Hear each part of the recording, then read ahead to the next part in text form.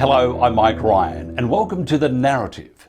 President Biden and his shadow advisors have lost no time in issuing a large number of executive orders to enforce their progressive agenda after vowing not to during the campaign. Orders such as the cancellation of the Keystone Pipeline is hard to justify on any grounds. Others affecting border security and deportation of illegal aliens, including criminals, threatens domestic safety and security and will certainly create chaos. Former acting Homeland Security Secretary Chad Wolf says the Biden immigration action goes against the law. They're now saying we're not going to deport individuals with final orders of removal, criminals in most cases. We're not going to deport them for 100 days.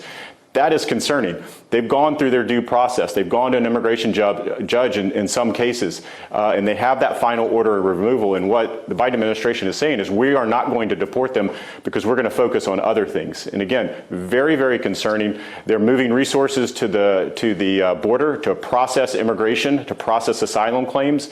I think in a COVID-like environment, that's very dangerous. Again, the department was on a path to return individuals within about 2 hours of them coming over the border. I hope that continues. I hope that the Biden administration understands not only the border security, the real concerns and threats there, but also how that works within a COVID environment. Today, a federal judge temporarily blocked Biden's attempt to put a moratorium on deportations for 100 days. After Texas sued over the policy, the judge blocked Biden via a temporary restraining order from moving forward for 14 days. Senate Majority Leader Chuck Schumer thinks President Biden should declare the climate change crisis an emergency so he can do many things under the emergency powers without legislation. I think it might be a good idea for President Biden to call a climate emergency. Why? Because then it relates to what you're saying. Then he can do many, many things under the emergency powers of the president that wouldn't have to go through, that he could do without legislation. Blake Christian is a tax partner at Holthouse, Carlin and Van Trite in Long Beach, California, and Park City in Utah, where he is enjoying the snow immensely. Blake, welcome. Great to see you. Happy New Year. And Happy New Year to you too. The Biden administration has taken aim at the energy sector. That's revoking the permit for the Keystone Pipeline. What other sectors are on notice for job losses? Coal, probably steel industry a bit, cruise lines, and actually shared services such as Uber. And I think the real threat is also unionizing a lot of industry. We've had a huge downturn over the last 20 years of union employees, and I think you're going to see Biden really try and prop up the union workers. He started off on the wrong foot, though, with the pipeline. Didn't tell the unions that that's gone, no more pipeline. Right. Yeah, a lot of the unions that backed him, and New Mexico, who backed him, all of a sudden were just shocked that they were going to have some negative impacts from his policies. Besides that, Biden is going soft on immigration, border and deportation policies. What do you think will be the overall impact on the US economy and budget if he certifies citizenship to the already illegal immigrants and those that are knocking on the door? You know, I'm a big fan of immigrants in general, but as long as they come in a legal way, to just open the borders that he seems to be supporting, I think is a big mistake. And especially, we don't have COVID anywhere under control at the moment. And so why would we, bring all of these, foreign individuals who are living in, less than ideal situations on the road, coming up here, camping out, not masked, why do we want to add to the risks that we already have here? So anyway, worker visa program, all for it, but this open borders just makes no sense at all. No sense. Look, the US Chamber of Commerce supports Joe Biden's early moves on immigration. Is this position, the same with all of corporate America? I don't think so. I mean, obviously the tech sector, wants some liberal visa programs so they can get some of the tech workers from overseas. Certainly the farm worker, we like to see them be able to come over here. But in general, I think the business community is more aligned with what I said a little earlier is let's have a worker visa program. Let's know who's coming into the country. Let's make sure that we track those people, and at the end of their visa they are sent home, and then maybe come for the next season and things. But for just people coming in here, they don't have a specific job. We're still going to have a rough patch here as we try and ramp up jobs. Fortunately, we've kept our unemployment rate at a reasonable level under Trump's policies, but that could slip away real quick. The minimum wage for federal workers will rise, or is set to rise. Will this soon filter through to the private sector?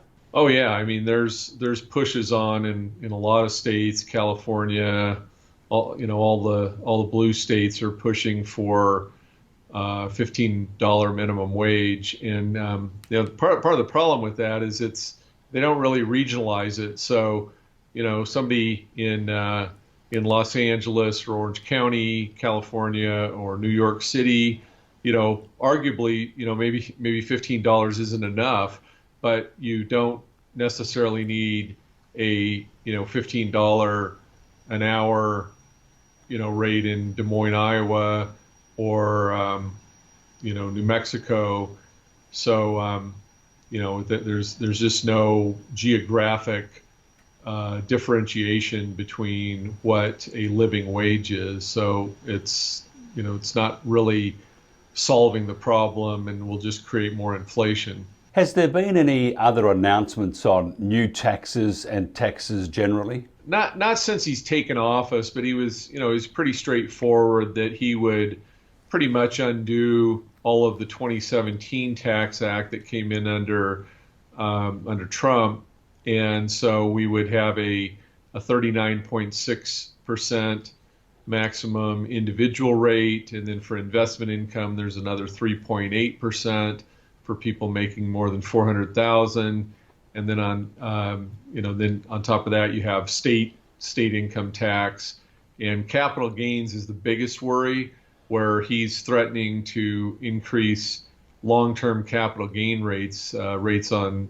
holding assets for more than a year up to 43.4%, which is now 23.8. So almost a doubling of that long-term rate. And I think that's going to really, I don't think he'll do it. But if you played that out, you're going to have a complete dry up of investment capital.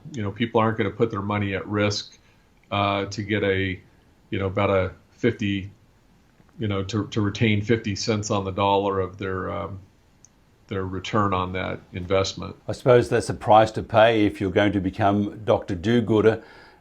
His administration, they're very quick. I don't know about Joe being that quick, but the administration is very quick. And you're right. If these taxes do impact what made America great for those wanting to be a fabulous entrepreneur or successful entrepreneur, is really under threat, isn't it?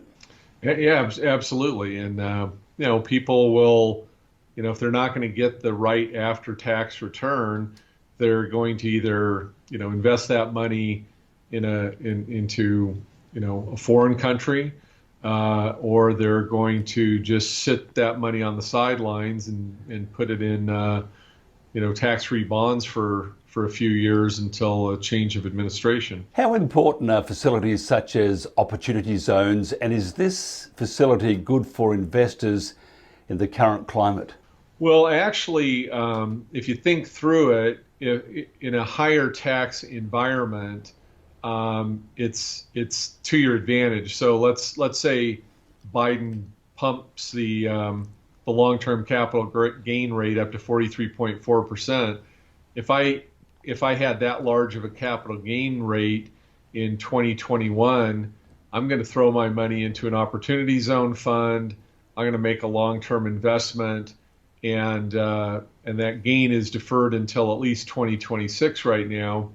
And I'll hope that there's a change in administration, and that maybe I'm going to defer tax at 43.4% and then pick it up at 23, 25% in 2026.